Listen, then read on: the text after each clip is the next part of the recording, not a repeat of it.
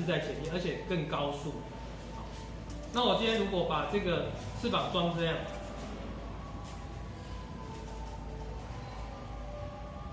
它以中间为轴心旋转，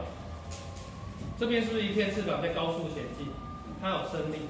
这边也相对的在旋转，它有升力，所以两片同时旋转的时候，产生一股强大的往上升的力量。